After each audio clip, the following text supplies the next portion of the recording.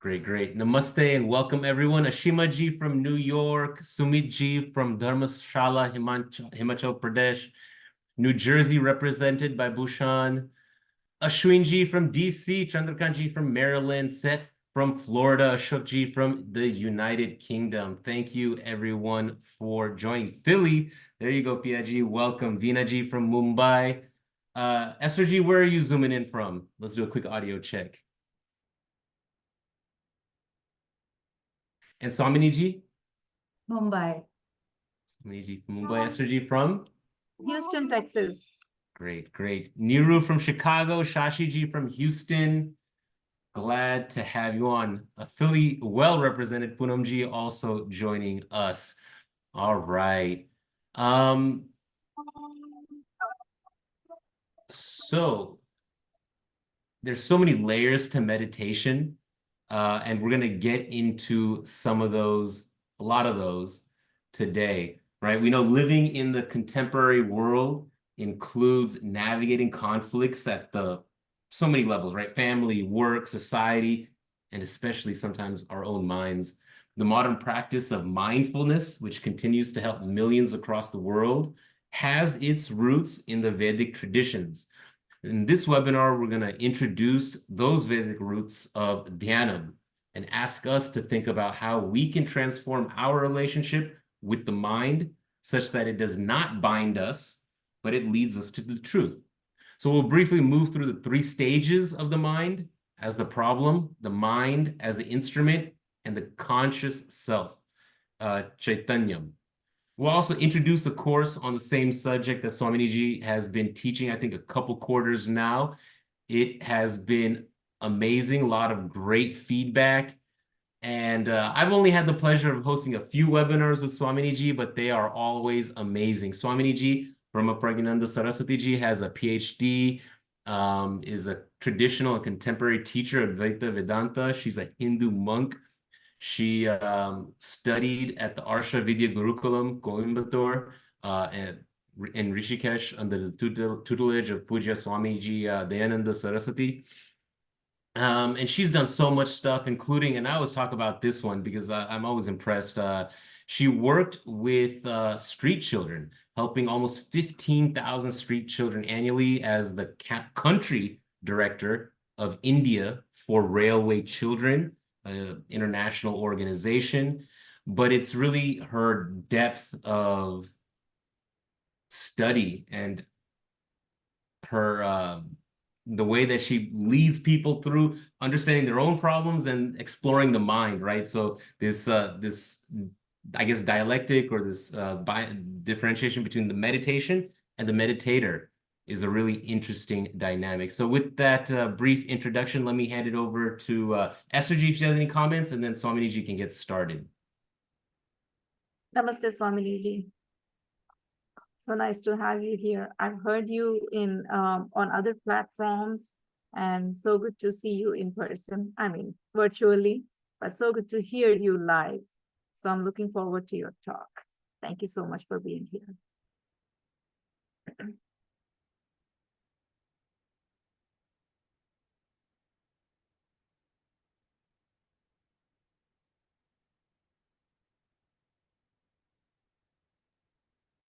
Namaste, everyone. I know it's a little too early in PST, so it's always good to host courses at HUA, and I always get an extra dose of enthusiasm thanks to Ankur, and now joined by Esther. So the topic, Dhyaanam, meditation and the meditator. We generally start any venture, including even attending a so-called mundane webinar, with a prayer. Because we recognize that there are always some invisible variables that we are not quite in control of, we possibly don't even know. And so we seek grace that we may get whatever we need to get in this webinar. So we invoke the grace of the gurus and the entire parampara. Om Sada Shiva Samarambham Shankaracharya Madhyamam Asmadacharya Paryantam Vande Guru Paramparam.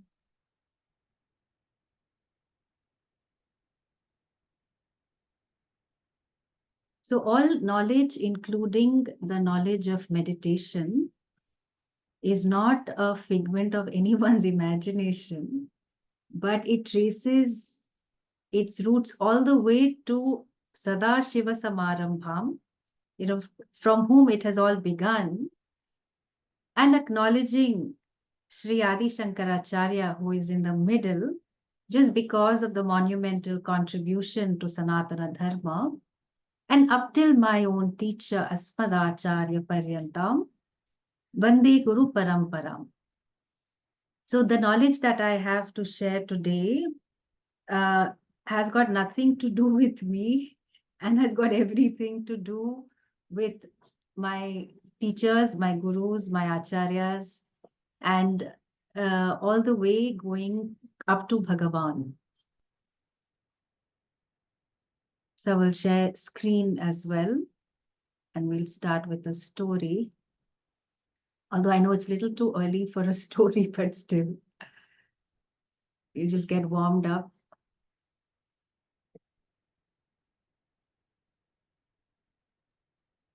So this is a story from the book Siddhartha. Maybe some of you all have read it. Siddhartha by Hermann Hesse. If you haven't, I would recommend that you read it. It's a very interesting read. And we could possibly identify with the protagonist. The protagonist is a man, young boy, Siddhartha. And he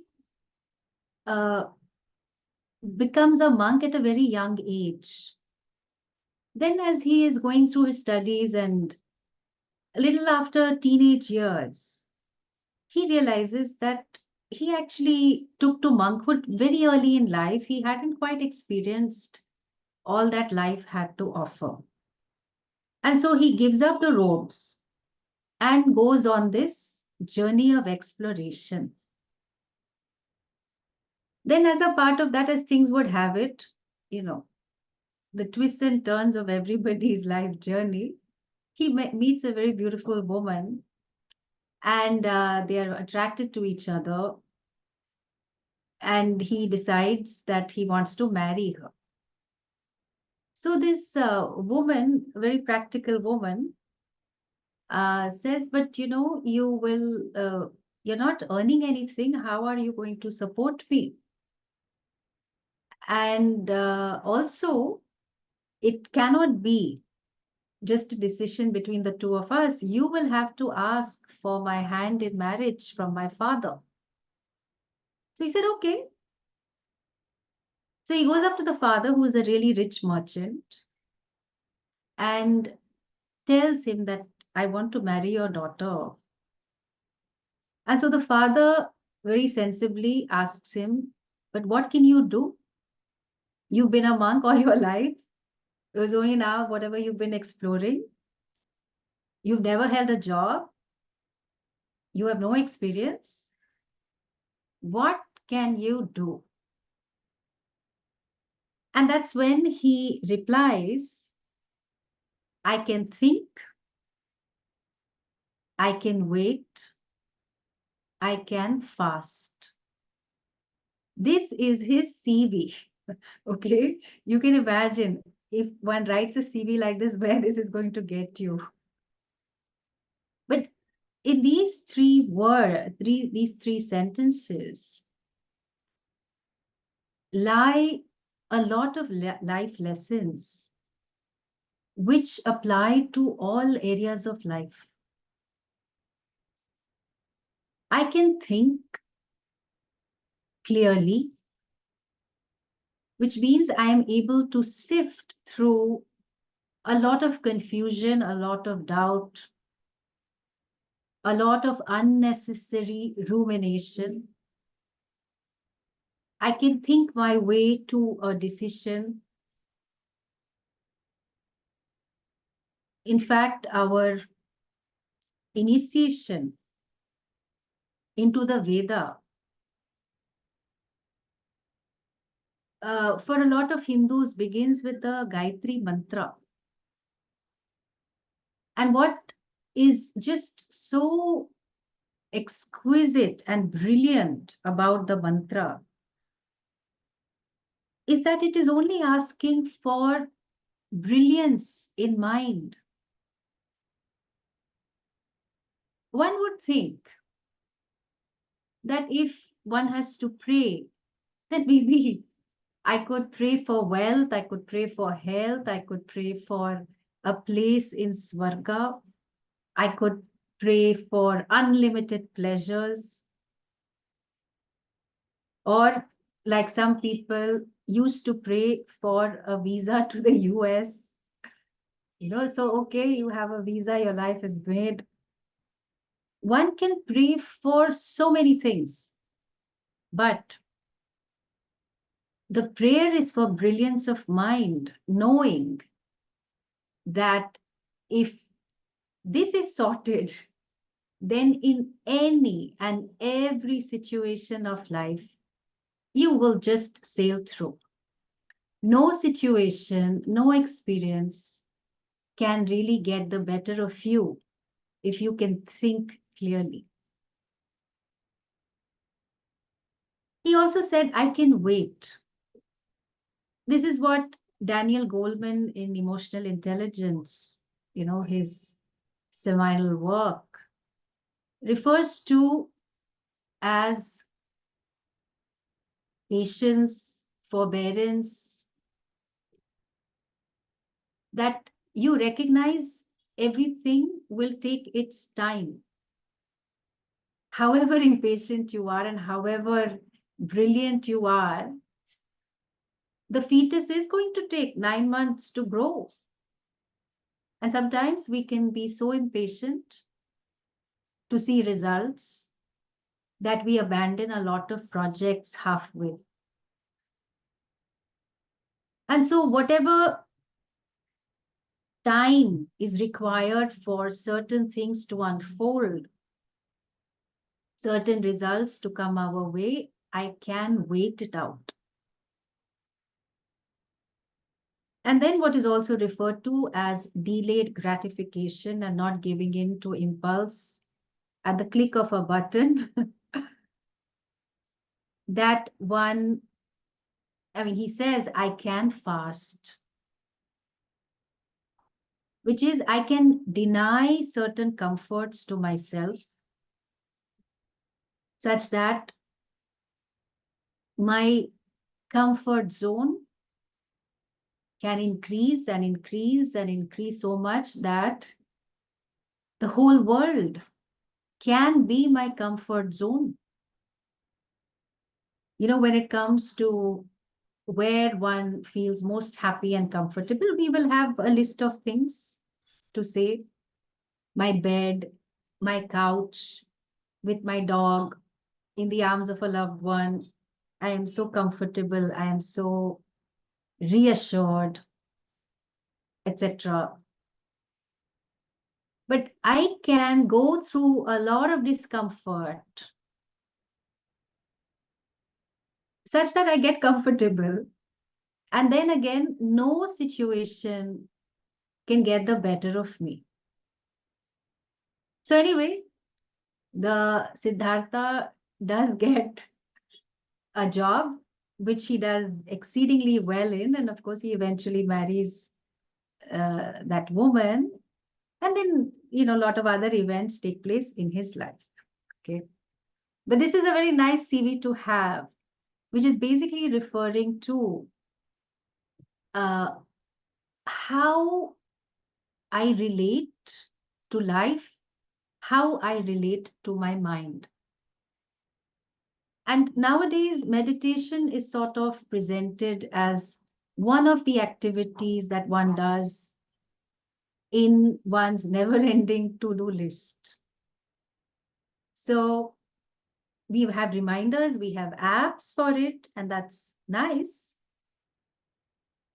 But sometimes, in the way in which it is being taught, we might lose sight of what the true purpose of meditation is. Yes, it's an activity, but there is a larger philosophy, a darshana, a context within which this activity is presented. There is a lot that needs to go beforehand, and a lot of guidance is required when one is meditating. There are some instances where I've had to undertake therapy for some people who were inappropriately introduced to meditation when they were not ready for it. So for us, everything, including meditation, cannot be divorced from our understanding of Bhagavan. And that, of course, is a growing understanding. So God or Bhagavan, meditation, if it has nothing to do with God, is not meditation. We have no secular meditation. And we look at all the sampradayas in Hinduism, there is no meditation which does not acknowledge God. The second thing which is missing in the way mindfulness is taught, because it's marketed as a good product, is the foundation of dharma. If you look at the last time that you were upset with someone, and then you say, okay, now I will meditate and I will be free from it.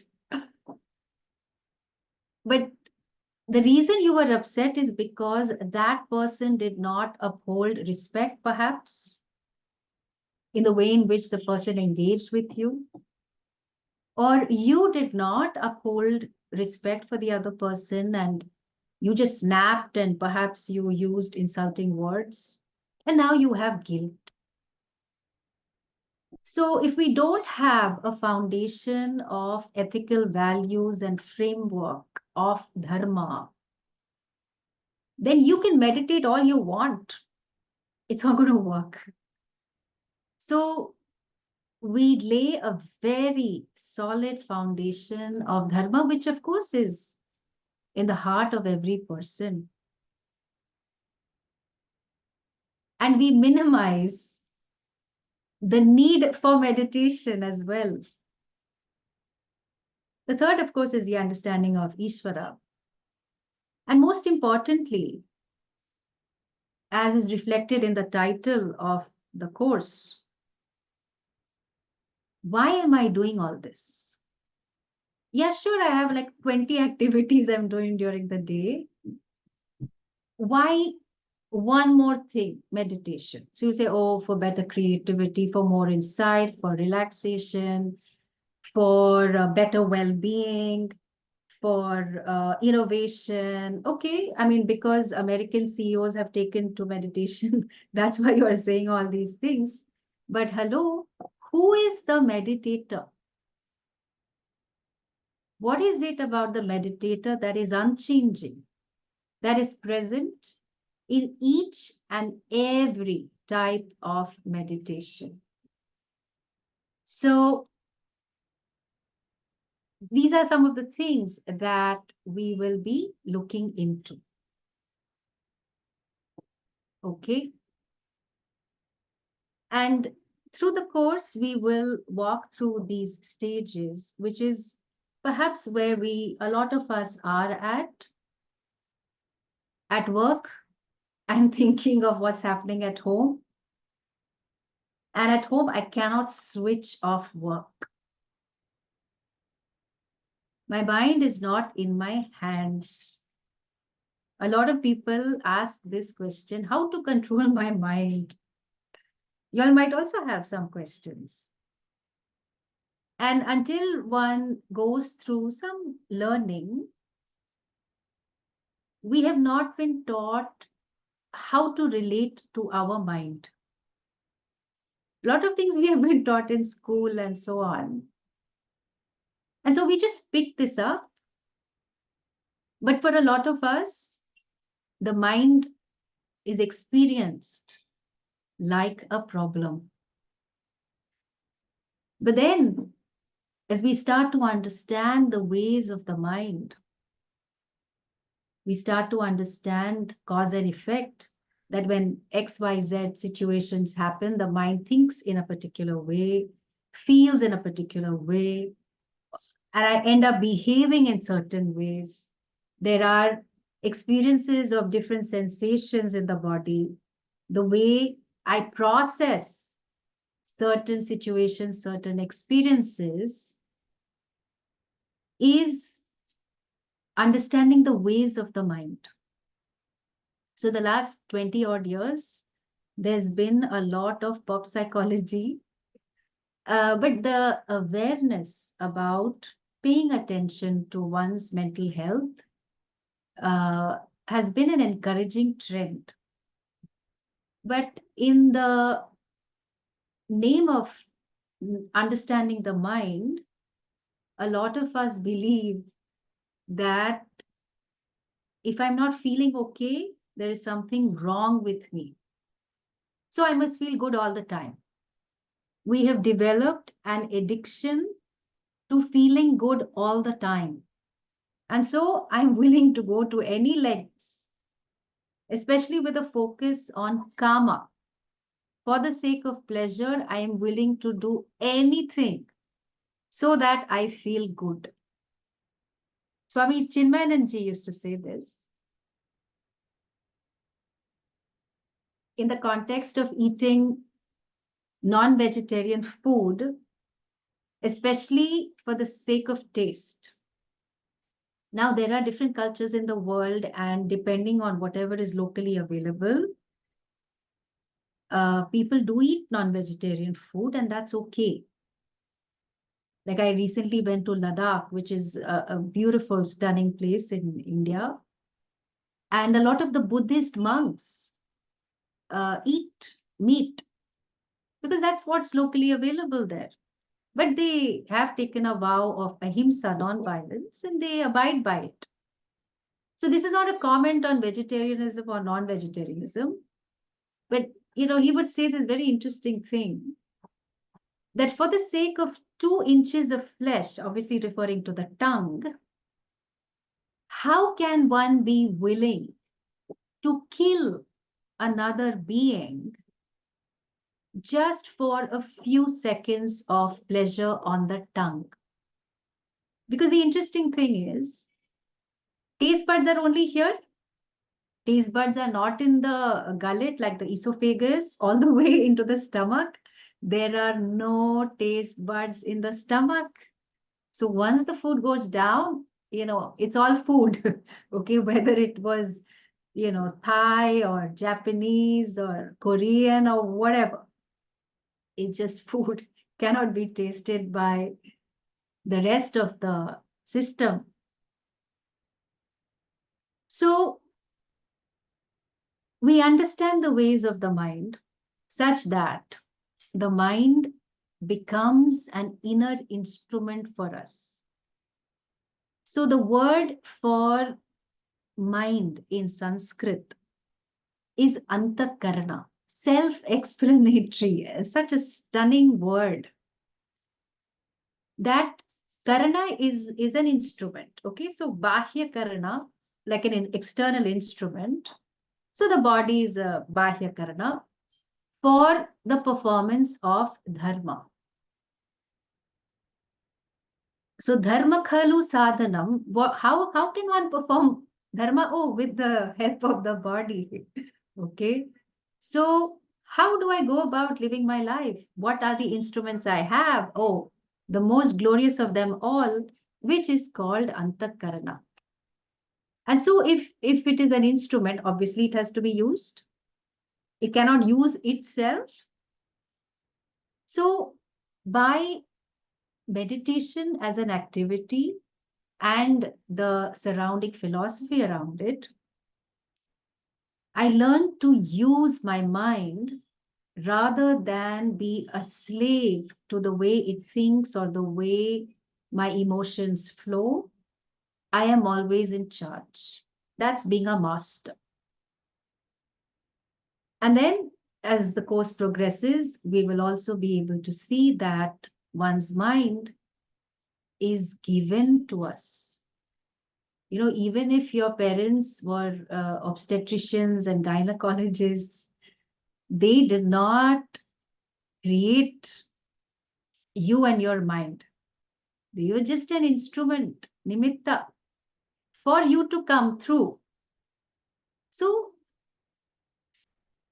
emotions are given, thoughts are given, memories are given, and we recognize that this gift that we have is really Ishvara Vibhuti. It is a glory of Bhagwan. And what I am able to see cannot be me. So if I say, oh, I see a donkey, I'm not calling you a donkey, okay? I see a donkey. Then I am very clear donkey is not me. Huh? So I see something. Clearly, I am different from what I see. So through a beautiful text called Nirvana Shatkam, towards the end of the course, we will look at how I, the unchanging reality of me, not this body mind, but that which pervades this, pervades the mind as well. So the lasting change is that we use the mind well and we can truly see life as a blessing. You know, when we are sorted, okay, in the light of the Vedic tradition. So we will be looking at sutras from Yoga Sutras, Patanjali's Yoga Sutras, definitely the Bhagavad Gita, possibly some sutras from Vijnana Bhairava Tantra. So this is a new edition, which I thought will be helpful for this course, and maybe some Upanishads as well. So it's a lot of learning coming together so that we are able to change our relationship with the mind once and for all. Yoga is defined right at the beginning of the Yoga Sutras, which is almost like 196 sutras. Sutras are like very brief statements which have to be decoded. And yoga, generally, when we say yoga, we're reminded of asanas, but yoga is far more than that. It's defined. So you can't say, I want to look at yoga in this way. Well, hello, the word yoga comes from the tradition. You first see how the tradition defines it. And that is chitta vritti nirodhaha. Some people translate this as stopping all thoughts. It's a very dangerous translation.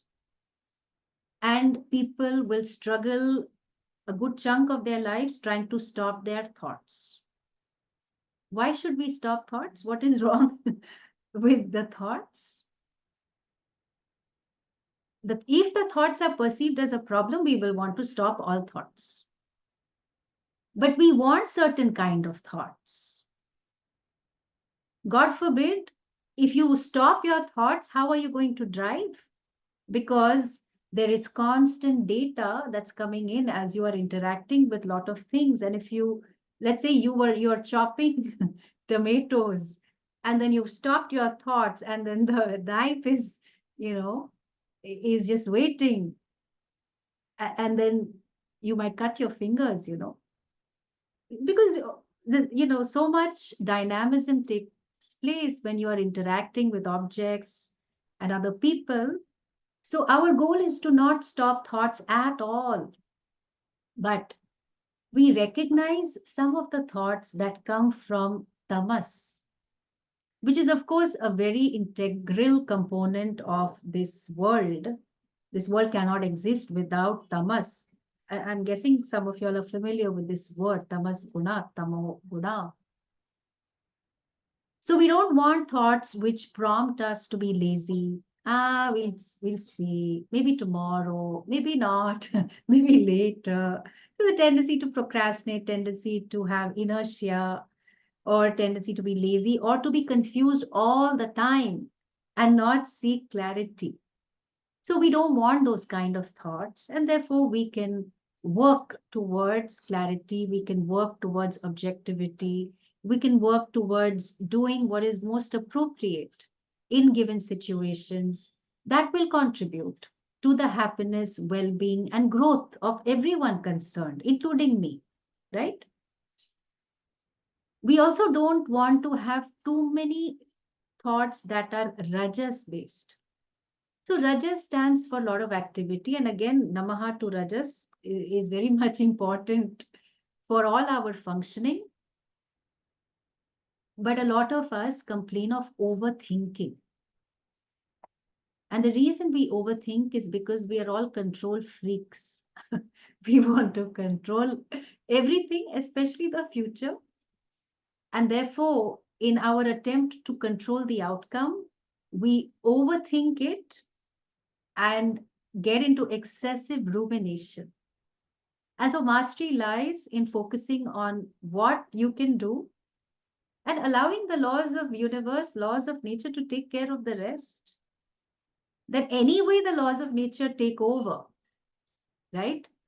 So if you throw a ball from the seventh floor of can't call it a high rise, but a building, then it's going to fall. That's it. You know, like the moment you released the ball from your hand, it's gone. Then if you're thinking, oh, I don't know if it's going to hit the ground. I wonder what's going to happen to it. I hope it doesn't happen. Maybe it should happen, but it just shouldn't hit someone's head.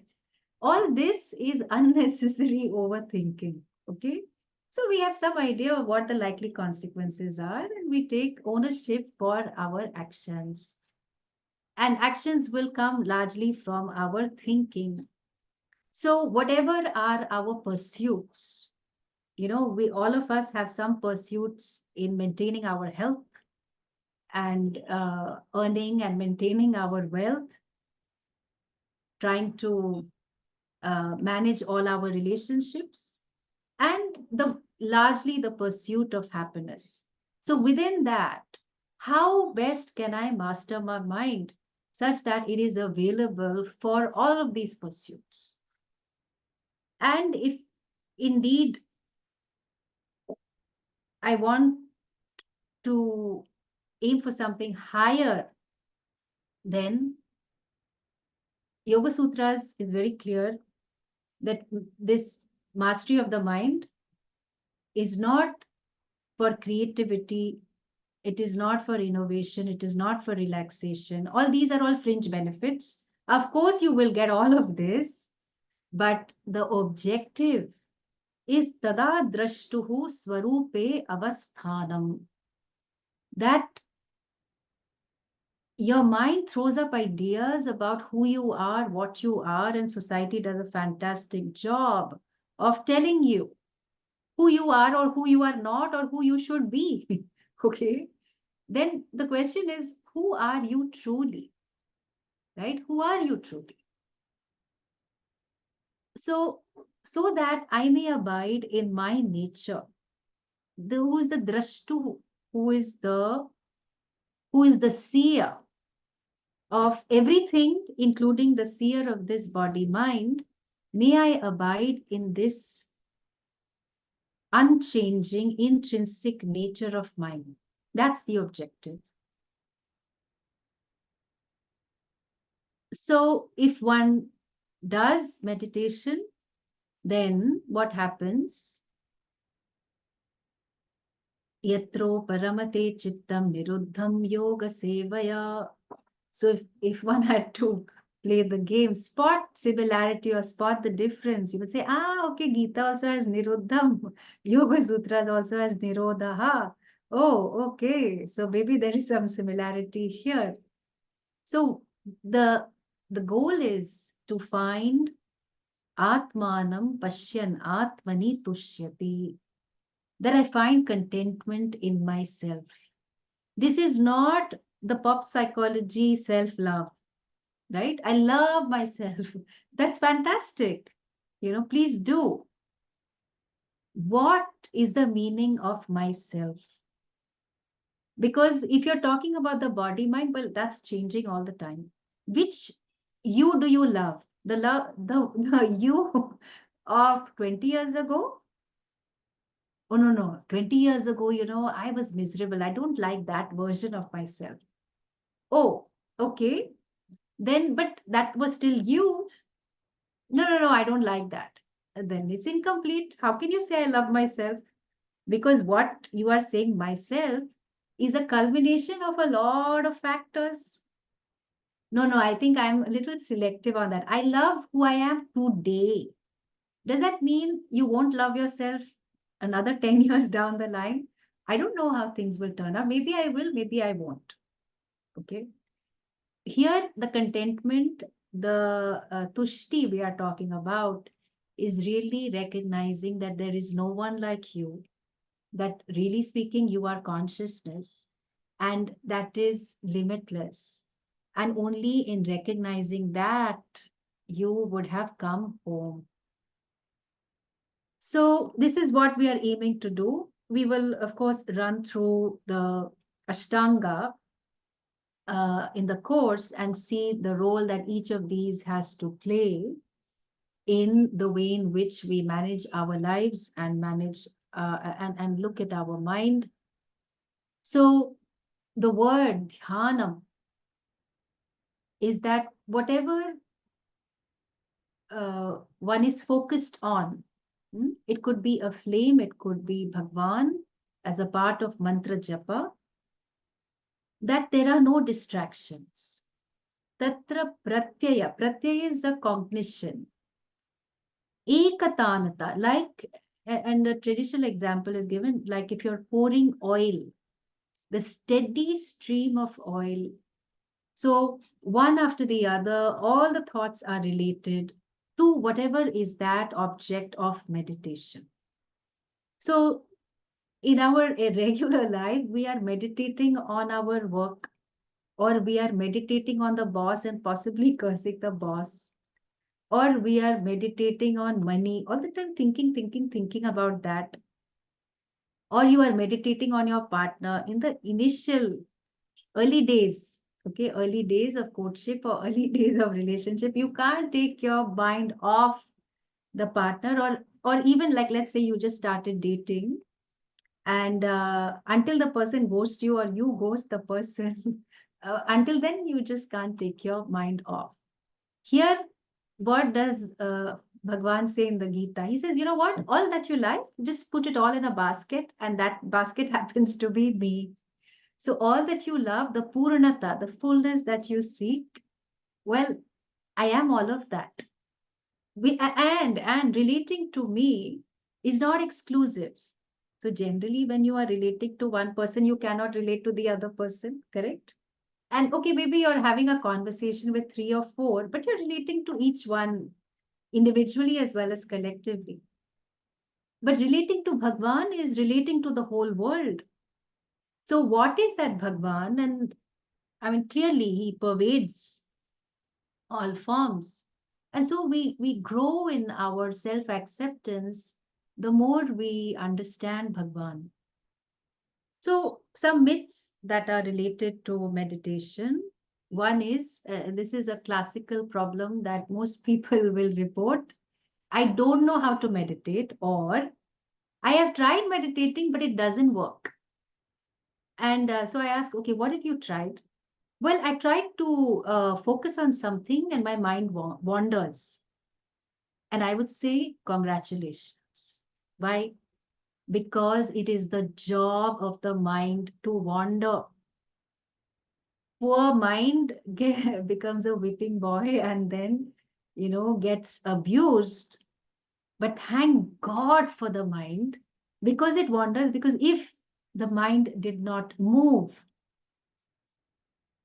we would not learn anything, right? For any learning, your mind has to move in correspondence with whatever is happening around you. So the art of meditation is not that your mind does not wander, that it stops wandering, but the art lies in bringing the mind back again and again, without getting disheartened, without labeling, without drama. Oh, my mind, my God, I just am not in control. We don't need so much drama. Okay, there's anyway a lot of drama happening in life. So yato yato nischarati. The nature of the mind is only chanchalam. The lovely dialogue between Bhagwan Krishna and Arjuna about the mind. And what does he say? Doesn't matter. Let it go all over. Let it go on a world tour. Let it go on an interstellar, intergalactic tour. Just bring it back. Bring it back without uh, getting hassled about it. What else? Another myth is, oh, I haven't meditated today. I'm not relaxed. Meditation is not for relaxation. Unfortunately, these days, we think relaxation is just collapsing on the couch after a hard day's work. That is exhaustion. That is not relaxation. Okay. So maybe it makes sense to cut down your hours or become a little more efficient at work, or do something before you head home, uh, which is having a little bit of a walk or a jog, or being in some greenery. All of these are ways to relax oneself. Collapsing on the couch, uh, or I will work like a dog and a donkey, and then I will relax on the weekend. But it is not good for the body to keep running on cortisol and adrenaline.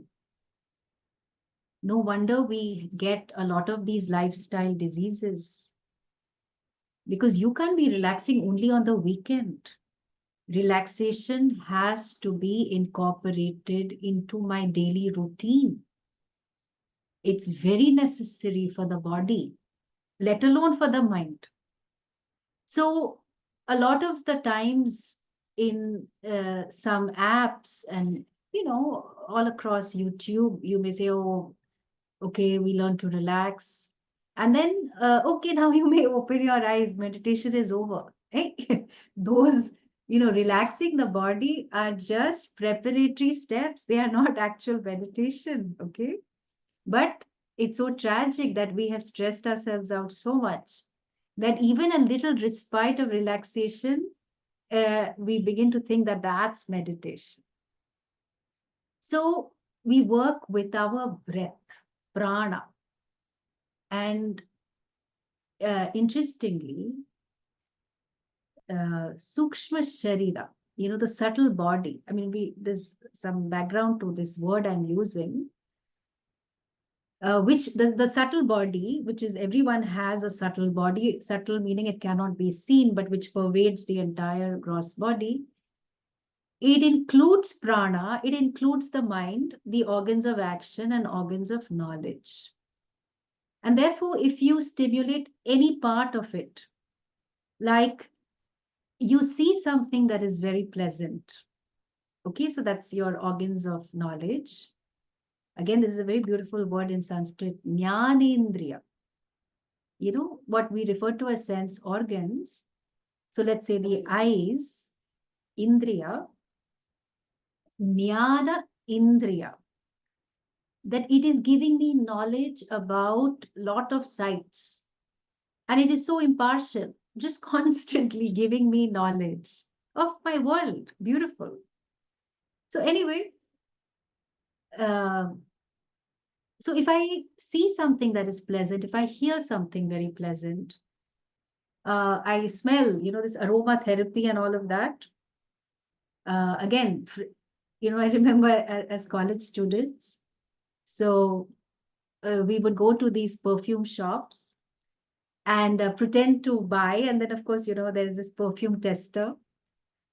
Because, like if it was a hot, sweaty day, then with that excuse, you walk in and then you just, I'm just checking. Okay. And then you come out smelling really nice and you feel so good. So, what our jnanendriyas, the way we curate our experiences such that it's pleasant, then that can be relaxing.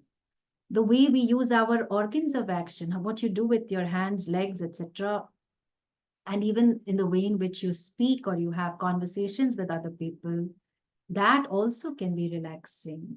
The way we use our prana can be relaxing, and make you really dynamic. So we will practice some of these pranayamas. Uh, One or two, most people are familiar with, this alternate nostril breathing, also known as Nadi Shodhana, very powerful and very balancing practice. Then we look at another myth. My mind is a problem, and hence I meditate so that I will solve my problems. The truth is, there is no person in the world who does not have a problem. You ask the wealthiest person in the world, and our problem is the expectation that we should have no problems, you know. But if I abide in Dharma, I understand the ways of the mind. I understand that just as complicated as I am, or as simple as I am, other people are equally simple and complicated. Then my mind stops being a problem. Otherwise, if in the name of meditation, it will just be introspection. For a lot of people, it's like that. They give themselves a permission that, oh, I will close my eyes. Then I think back on the what has happened during the day, or I'm thinking about my day ahead. Okay, so now I'm calm, I'm centered. Now I'm ready to face the day. Right? I mean, it's a good approach to have. It's because you are spending time with yourself. And one of the things that we want to grow into is the understanding that it is so nice to be who I am. A lot of us struggle with who we are as people. There's a lot of self non-acceptance, which might be born out of one's own thinking, or society has said XYZ, and we've internalized it, we've just swallowed it without examining it. And then we suffer. We suffer because X said this and Y said this about me, and we believe that to be a reality. And so we look at it, all of this objectively, and learn to abide in Dharma.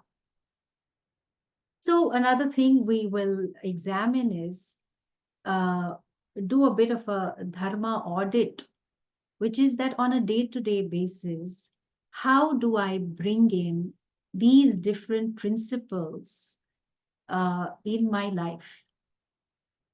So when in all my interactions, we're all playing roles all the time. And in a given day, at least 2 or 3 roles I would be playing, perhaps as a parent or as a son or a daughter, asking my parents, did you take your medicines on time? Or as a colleague, as a professional. Then just the first one, ahimsa. When I get angry or when I get agitated, do I snap? Do I use insulting words? Do I humiliate the other person? So much so that I will go all the way to the other person's ancestors and use the choicest of language? If yes, then I am not aligned with Dharma. So first things first, I try to express myself in a way that doesn't hurt the other person. No, but that person hurt you. Then you please tell the person that you hurt me. And that's not acceptable. Because if you're doing that, then you are expressing your dharma as well, which is satyam. You are speaking the truth. So this is foundation for every human being. There's nothing Indian or American about dharma. Across cultures, across the world, everyone aligns with the idea that I don't want to be hurt, you don't want to be hurt.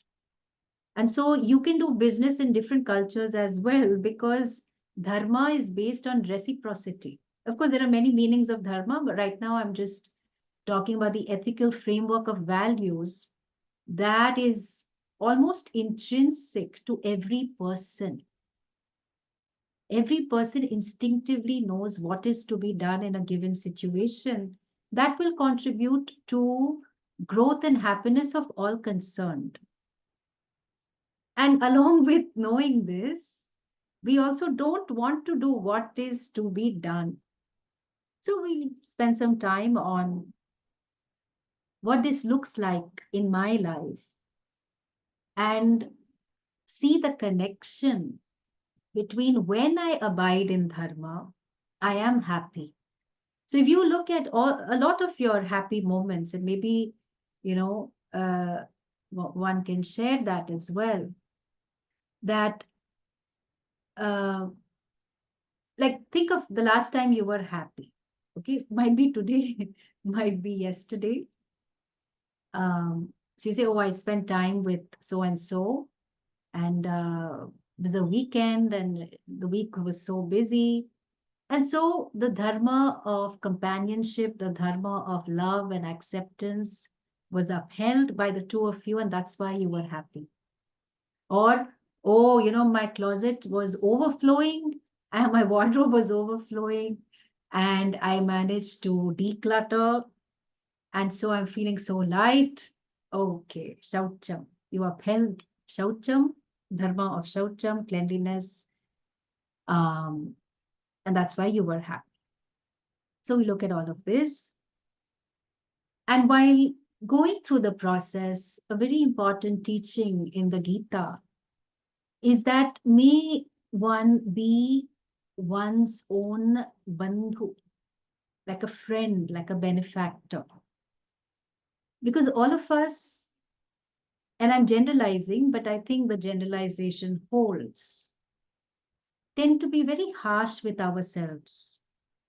We might give the benefit of doubt to the other person, but we are very critical of ourselves. And as a result of which, we're always feeling low about the things we have done or the things we wished we had done.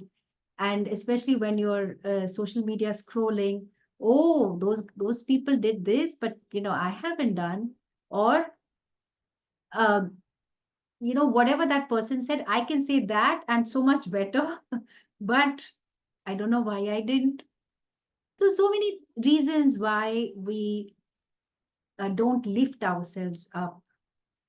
And so being gentle, being kind, being firm with ourselves is a very important lesson in the way in which we interact with our own mind. Another myth is, I think we've looked at this one. Okay. Then before we get to meditation, in the course, there's this background work that we need to do, which is developing a healthy relationship with our emotions. So there's many aspects to this. The first is learning to express one's emotion appropriately. We've looked at the example of ahimsa. And here emotions means the entire range and gamut. I'm not only talking about anger, but expressing our appreciation or inspiration or gratitude. That There's no reason for me to feel stifled, and that I may feel free enough to express. So sometimes because of childhood conditioning, we might be told, no, no, no, don't say. No, especially in some Indian families, no, no, don't say, you just keep quiet. So that might not be applicable in all situations. Then, do I feel safe and secure? Or is it a burden I have dumped on people around me who should make me feel safe and secure? So we look at some of the niyamas in that context. That, you know, when it comes to your relationship with your partner, let's say, what are you doing for that person and what are you receiving from that person? Sometimes when I ask this question, people come up with a list of, no, but you know, he or she should be doing this. And I said, hey, wait, hold on. What are you currently receiving from the person? And often we are not able to practice santosha, contentment, because our attention is so focused on what the person should be doing, not doing, etc., etc. Or in the name of ambition, the attention is so focused on the future that I cannot enjoy the present. So if I ask the question, I will be happy when? You could say it now. I'm happy now. But a lot of us will say, I will be happy when ... Something will happen. I meet someone, or I have X million in the bank, whatever. Okay. So developing this relationship with our emotions and feeling safe and secure, and also not having a hangover. So Taittiriya Upanishad, one section, indicates our age-old problem. Kimaham sadhuna karavam. Why did I do the wrong thing? Kimaham papama karama biti. Why did I do the wrong thing? Why did I not do the right thing? A lot of us have regrets. And that's very natural. But what is not natural is to hold on to a regret from 10 years and 20 years ago. That is what we will call an emotional hangover. So the good thing about a physical hangover is that you had the drink in the night and then you went to the washroom and then, you know, maybe you have some dizziness and nausea during the day, next day. Then in a couple of days, more or less, you're kind of okay. But if we don't process our emotions, there's a lot of incompletion. Then the symptoms persist. There is nausea, there is vomiting, even 10 years down the line, even 15 years later. And so we learn to work through all of this. And as we work through these different residual emotions, we also recognize one's own strength as a person, you know, the strength of character that you have, that despite all kinds of difficulties, you have done exceedingly well. And now you are ready to look at yourself in the light of the Shastras, of Swadhyaya. And in time, we are able to see that one is independent of all emotions. So all emotions are a gift. In the Gita, Bhagavan says, he lists a different set of mental dispositions, 10th chapter, Vibhuti Yoga. And the last line of that verse is he says, Matta eva prithak vidhaha. All of these. So ahimsa, sattva samshuddhihi, etc., dhritihi, fortitude, etc., etc. They have all come from me. I, Bhagwan, pervade the entire emotional order. So it would be rather foolish and rather weird of Bhagwan to have given you an emotion, which is like the law of emotions, and then say, oh, but by the way, you shouldn't have anger. I mean, it is ridiculous. Okay. And he says it in so many words that do not be under the spell of them, but use them well, channelize them well. So a lot of the meditations we will do, some of which will be healing visualizations. Some of it will be based on dharma, so value-based meditation, some meditations on seeing our connectedness with everything. Nowadays, it's called Vipassana. Earlier, not earlier, even now, it's still good old Sakshi Bhava meditation. Then mantra japa, very, very important part of any sadhaka, any saint, any yogi's life. So all that surrounds mantra japa we will do. And then we will also focus on some meditations for better focus. So really speaking, we will go through a gamut of key meditation practices, possibly 6 to 10. I will see what the background of the group is, and if people already have some background in meditation, then we can do a lot of variety and stay with that form of meditation for some time, because we approach this with the attitude of curiosity and a certain pleasantness. So let's see what happens. It's like almost like an adventurer and explorer. It's not that, oh my God, I don't know what's going to happen, so I better be careful. No, we're not operating out of fear at all. So we see how we can witness all of this. And then we will definitely meditate on Bhagwan. So the technical word is upasana. And there are many steps to it. All in all, there is a growing appreciation that the entire world is sacred. See, that's so integral to the culture. And that's why we can worship any form, because any and every form is sacred. You can say Namaha to Ganga, you can say Namaha to Arunachala, Kailasa, you can say Namaha to the Guru, you can say Namaha to your mother, to your father. You can say, Namaste, Namaha to the tree.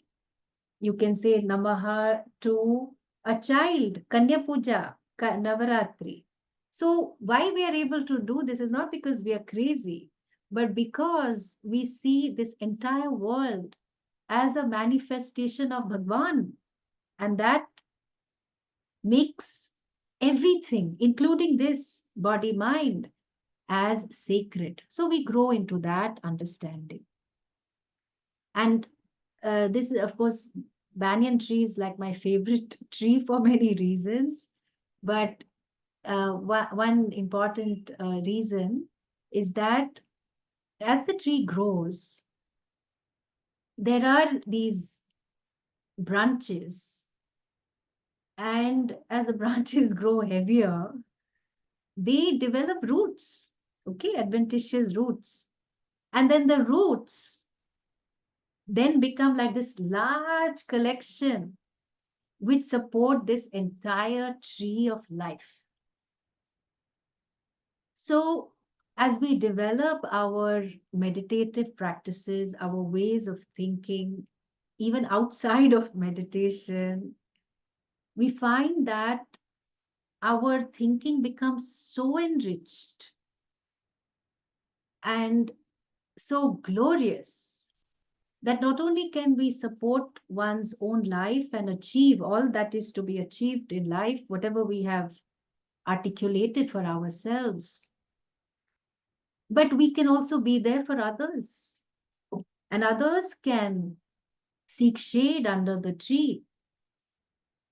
Others can also be helped because, one major reason why we enjoy being happy is what we do for others, for your loved ones, and so on and so forth. So as you continue to nourish the branches, continue to nourish some karma, because meditation is a karma and gives results, that karma then fructifies and can become your roots, so to speak. Towards the end, we will do, some Vedanta-based meditation, which is one, you recognize what is your own nature, and then you stay with that. Okay, so that's the inquiry into the meditator. So that's the journey we're going to be on in the course. I'm very happy to take any questions or any clarifications if there are.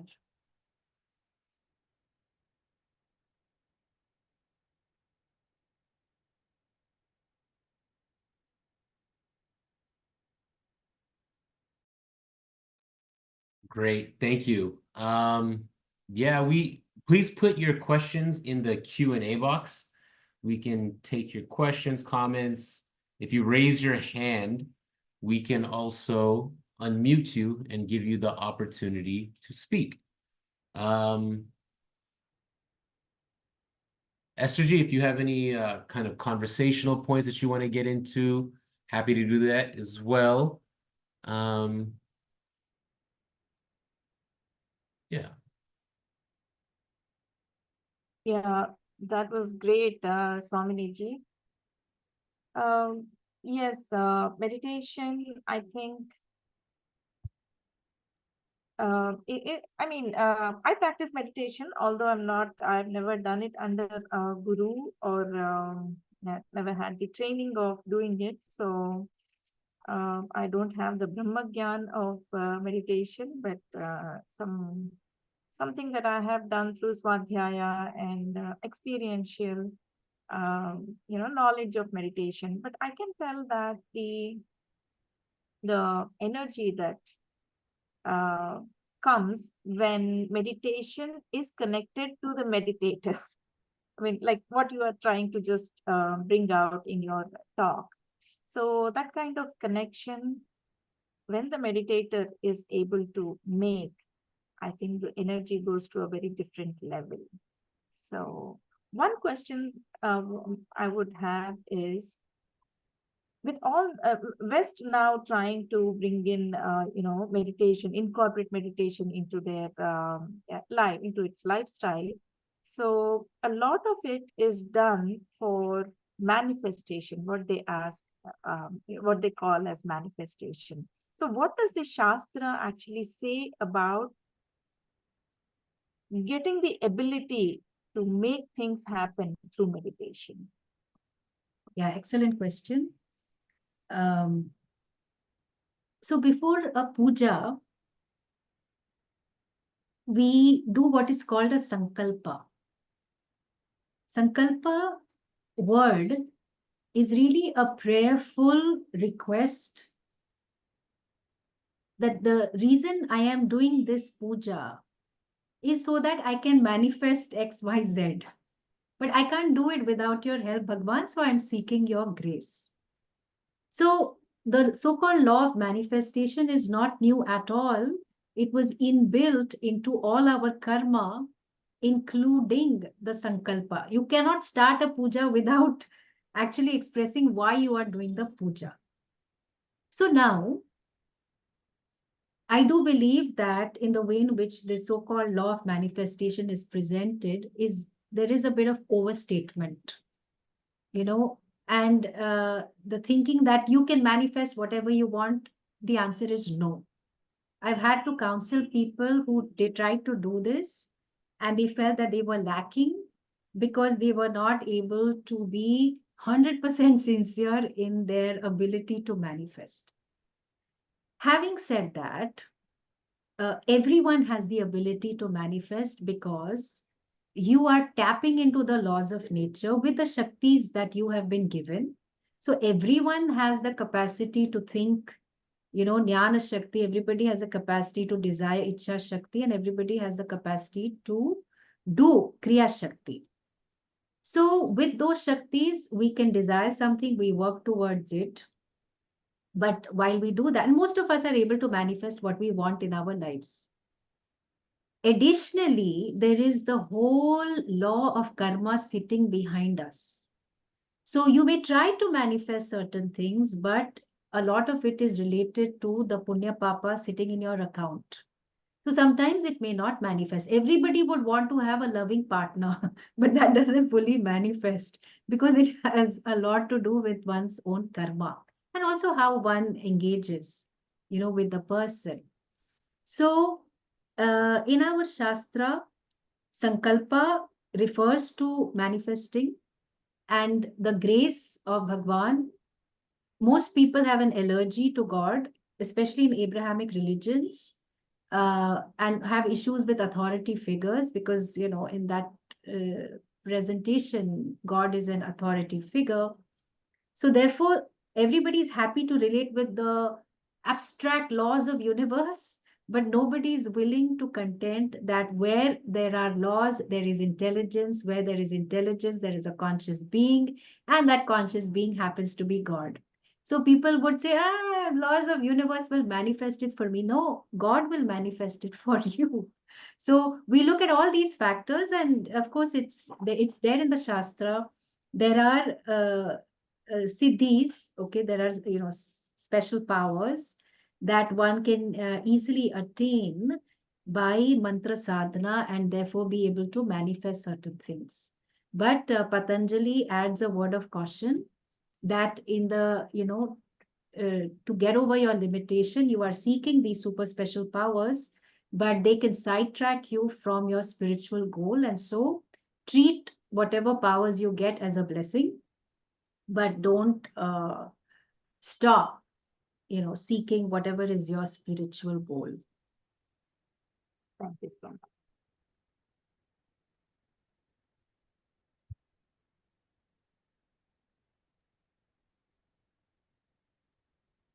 Go ahead, Esther G, if you want to lead the questions, go through the. Yeah, we have some one question. It says, which types of meditation you mention in your course? Yeah, so we're going to start with some relaxation-based meditations, some meditations based on visualization, mantra japa, sakshi bhava, focus-based meditations, and a few more related to Vedanta. So, each of them will have a certain background that will be explained, and then we will get into the meditation. We have another question from Poonam G. Singhal.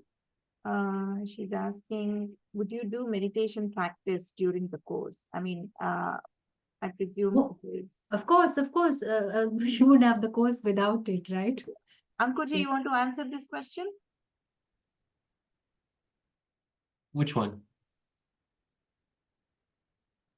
Did you Oh, do?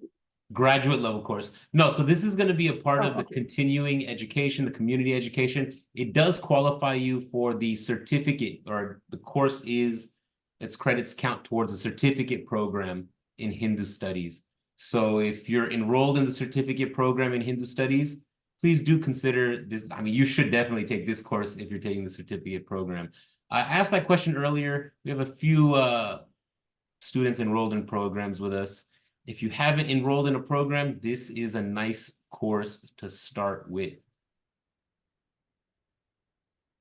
Okay. Another question is there any conflict with this course and Vipassana 10-day courses? In Vipassana, they asked if you have practiced any other form of meditation and emphasize that it would be a conflict with Vipassana courses. Is that true? Yeah, I don't see any meditation to be in conflict with any other type of meditation. I totally, because I've been through Vipassana like 30 years ago, and I recommend it to everyone at least once in your lifetime. They are trying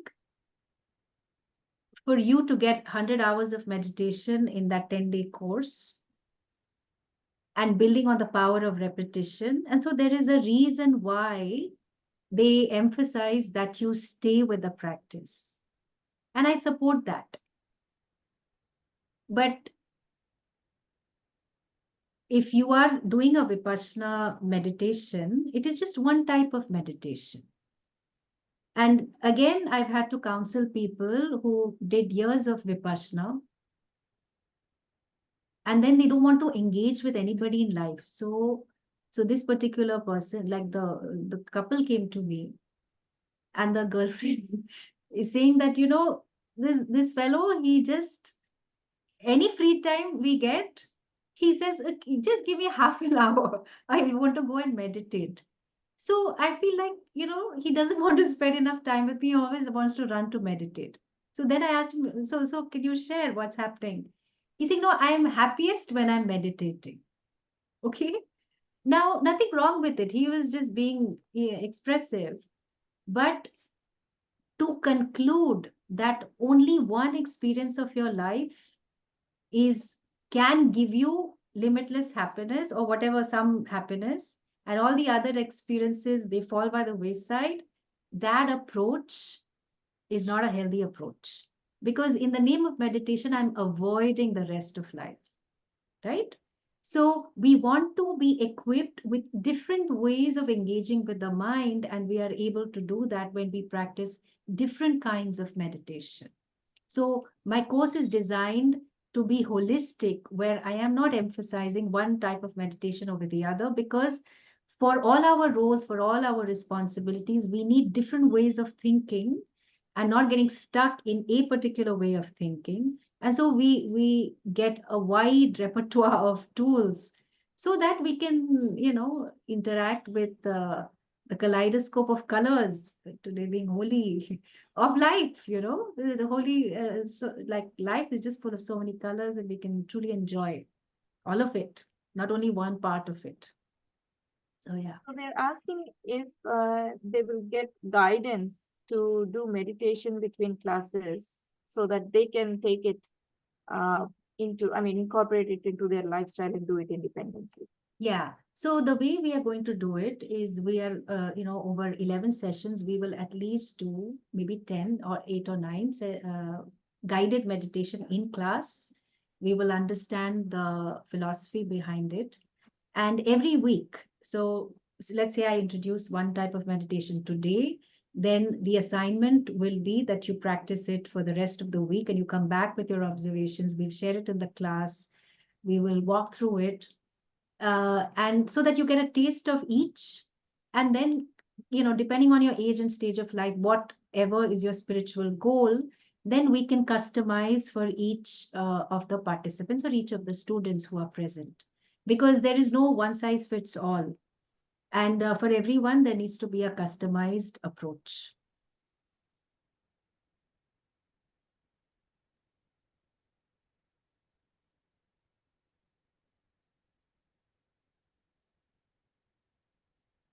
Yeah, Arthur has raised his hand. Can you type your question in the Q&A section, Arthur?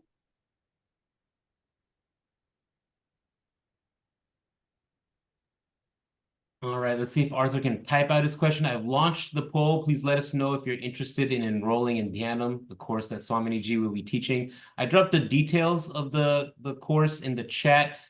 Because of the time shift, the course is actually going to be at 7 a.m. Pacific time, but still same time, India time. So that's why we a little bit shift in the time. But please let us know. It's going to be on Sundays at 7 a.m. Pacific, 10 a.m. Eastern. It's going to start on April 14th. Okay, I can allow Arthur to there's another unmute. question which even I like to ask. Is mantra sadhana restricted to a particular time in the day, or can it be done at any time? Yeah, it depends on different sampradayas. Right? So certain mantras are best chanted in the night. Okay, contrary to common belief. So it depends on which the mantra is, which the deity is, and again, what is most suitable for the person who does it. Okay.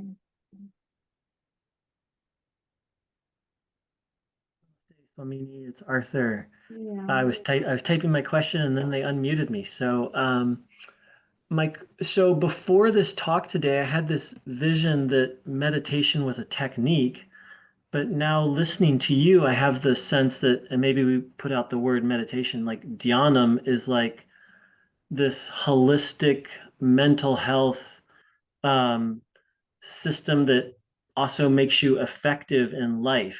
I mean, this talk has been just like a paradigm shift for me about what meditation is and what its purpose is.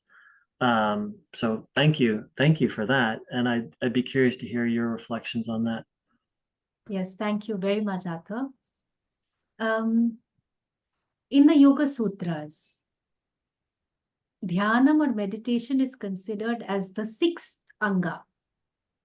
One never starts with meditation. One basically sorts one's life out first. You practice a lot of asana, pranayama, get the ethical framework right. And only then meditation is introduced. If we don't sort these things out and if meditation is introduced, it can create problems. If you look at the Bhagavad Gita, Bhagwan Krishna, Arjuna says, okay, I have sorrow. Please, I surrender to you. Shadimam Tvam Prapannam. Tell me what Shreyas is, what Moksha is. Tell me what Dharma is. And Bhagwan Krishna doesn't say, you know what, go meditate. I'll give you mantra. I will initiate you. And then you will win the war. No, nothing. He talks about dharma, he talks about moksha, he says you are untouched and all of that. And he talks a lot about karma yoga. Then later, in the sequence of the chapters, so the question is asked in second chapter, and he talks about meditation only in the sixth chapter. That in our interactions with the world, when we are more dharmic, we're more ethical, then a lot of our disturbances are anyway gone, or we have learned how to better resolve it. Then for the residual stuff, and for changing our relationship with the mind so that we use it as an instrument, of course we meditate, but it needs to be introduced at the right time. So this, without being monitored, introducing meditation right away, especially when people are disturbed, especially when people are processing, maybe they just need to go play some soccer or football. They don't need to meditate. Like practical problem requires a practical solution. This presentation of meditation being the solution for all of life's problems is just so inappropriate. Wow. Thank you. That just blew my paradigm even more. So thank you.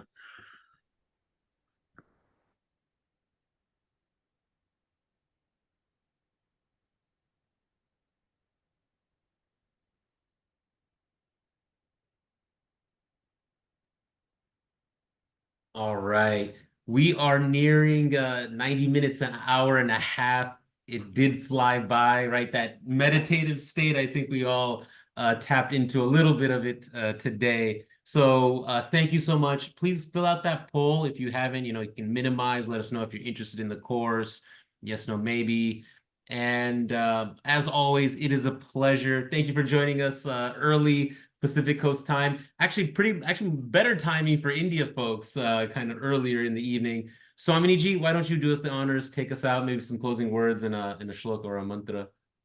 Thank you, everyone. Dhanyavad. And thank you, Esther G, for getting on and hosting and being part of the team. It is a pleasure to have you join the HOA team as our Director of Community Relations. We got so much more work to do. And this Hindu University of America is growing, building, not just with amazing faculty like Swami G, but Hindu activists, academics, and people with so much life experience like Esther G, and so many of you who join us for these webinars. Thank you for sharing and being a part of this. Dhanyavad. Thank you so much. Great. Yeah, so maybe we close with a guided meditation here, which is also linked to a prayer. So we see that at the core of who we are loving beings. And so I allow myself to feel love and affection for myself and for others. So in line with the universal prayer, may all be happy. So I will suggest that we all have a gentle smile on our face. I will just explain the prayer and then we can visualize it. So the desire to manifest is that may I be happy. May others around me be happy. May there be no sorrow. And may there be freedom from disease. So it's the universal prayer. And a prayer is a karma, it gives results. And so we can gently close our eyes and sit straight, like the back is straight. And the body feels relaxed. There is a gentle smile on my face. We don't take that smile off the face. And I visualize myself being cocooned by happiness. That it is natural to be happy. And my wish for myself is that irrespective of situations and people in my life, may I be happy.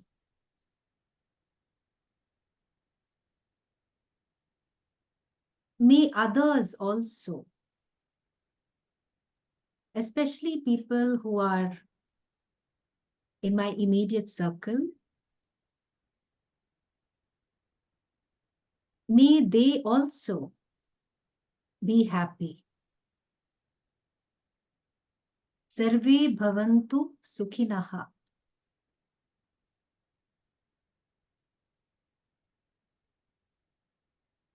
One of the reasons as to why we are sad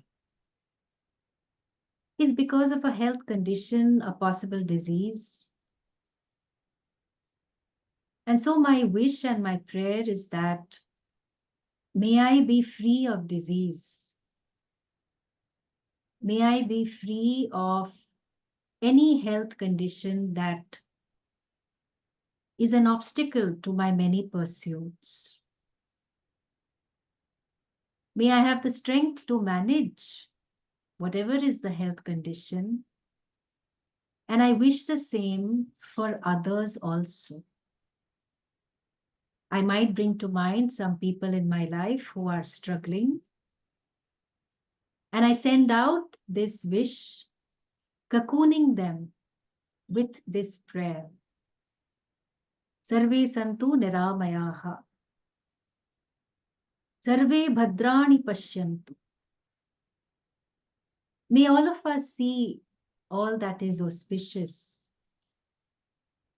In fact, may whatever we see, whatever we experience, may we see that it is all sacred. Ma kaschid dukh abhag bhavet. From time to time, the sorrow that I experience arising out of different reasons, may there be no sorrow for me. May I see things holistically. May I stop patterns of thinking that lead me to sorrow. And I wish the same for others as well. That may there be no sorrow for others around me. As I wish all these things for myself and for others, I continue to smile and see the affection and love that arises in my heart, that emanates from my heart and spreads to all these people, touching them with my rays of love and well-being for them as well as myself. Om Shanti Shanti Shanti.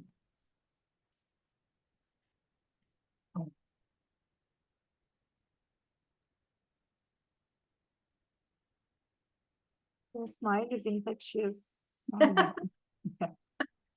Yeah, every time I see you smiling, I can't help smiling. So, yeah, thank you so much.